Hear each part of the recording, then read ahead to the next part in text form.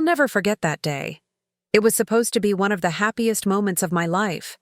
After years of dreaming, saving, fighting through setbacks, and proving people wrong, I was finally buying my first business.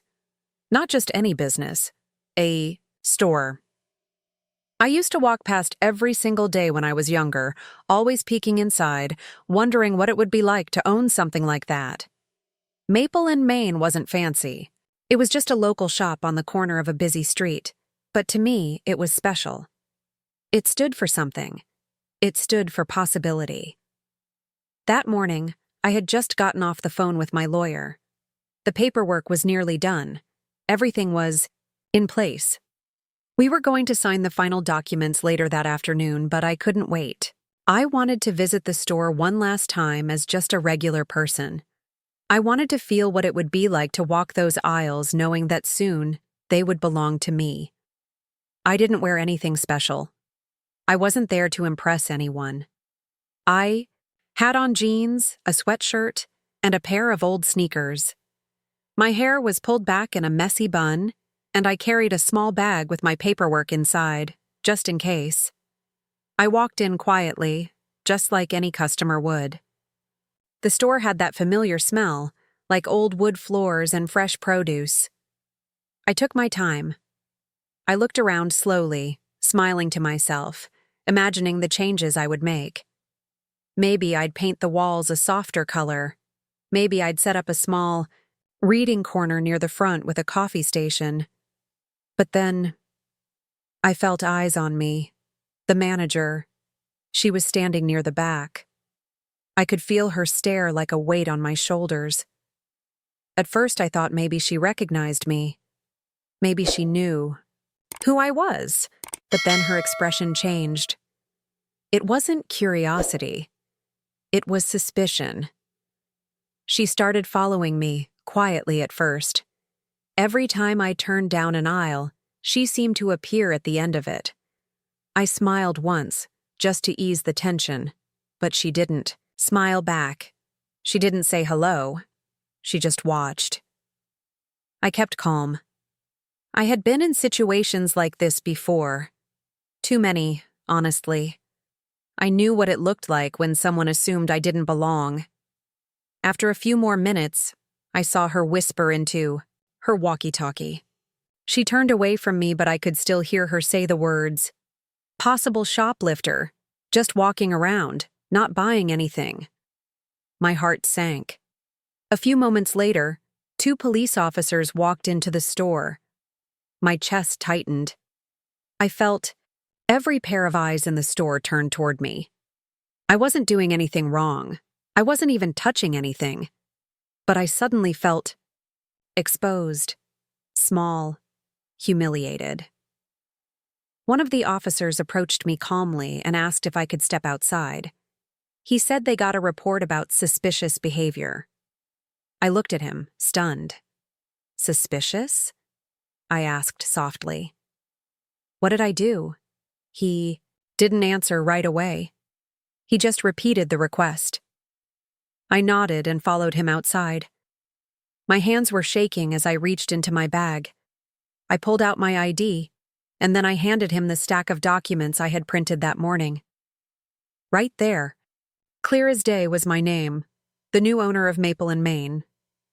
I watched his face change as he read the papers.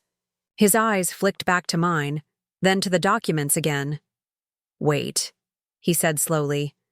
"You're the new owner?" "Yes," I replied. "Or I will be, officially, in a few hours." Behind him, the manager had followed us out. When she heard those words, her mouth dropped open. "You?" she said, almost like she couldn't believe it. "You're her?" I didn't answer her. I didn't feel like I had to. There was an awkward silence. The officers apologized, said it was all a misunderstanding. One of them even looked embarrassed, like he wished he could disappear. The manager? She just stood there. I could see it on her face, the regret, the confusion, the shame. But she didn't say sorry. Not then, at least. I went home after that, sat in my car for a long time and just cried. Not because I wasn't strong, not because I hadn't been through worse, but because even in that moment, even on the edge of something I had worked so hard for, I was still just a threat in someone's eyes. A problem to be handled. When the sale became official later that day, I walked back into that store. Not as a shopper, but as the owner. And the first thing I did, I called for a staff meeting. I stood in front of them, my new staff, and for a moment, I just breathed. I could feel the weight of the moment, how everyone was looking at me, wondering what I would say. Some of them already knew what had happened. Others had only heard whispers. But I needed to say it out loud, not to shame anyone, not to point fingers, but because the truth deserved to be heard. I told them exactly what happened that morning. How I walked into the store that I was about to own. How I was quiet, respectful, just trying to soak in the space before it became mine. And how, within minutes, I was being followed, watched, reported, and finally, confronted by police. All because I didn't fit someone's idea of what an owner looks like. The room was silent. Some people looked down. Some looked stunned. The manager stood off to the side, her face tight, her arms crossed. I wasn't there to attack her, but I wasn't going to protect her feelings at the cost of the truth either. I told them this store was about to become something different.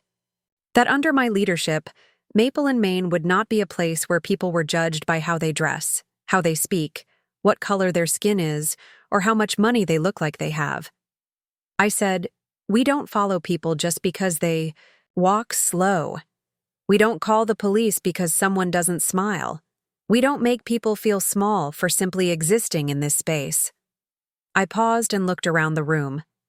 Maple and Main, I said, is going to be a place where everyone feels welcome. Whether they're wearing a suit or sweatpants, whether they're loud or quiet, whether they're spending money or just browsing, everyone.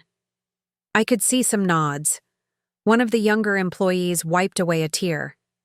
That's when I realized this wasn't just about me. This was about every person who had ever been made to feel less than, not enough, or like they didn't belong. I told them, I know what it feels like to be invisible when you're trying to be seen. And I know what it feels like to be too visible when all you want to do is just exist in peace. I've lived both, and I wouldn't wish either on anyone. And then I said something I had waited a long time to say. But now I have the power to change that. And I'm going to. And I meant it, because I didn't work this hard, fight this long, and carry all of this pain just to let it continue under my name. This store, my store, is going to stand for dignity, kindness, and truth. Not fear, not assumptions, not silence. Change doesn't always happen in loud ways. Sometimes it starts in a small store on the corner of a street. Sometimes it starts with someone who was once seen as suspicious, standing at the front of the room, not as a problem but as the one finally in charge.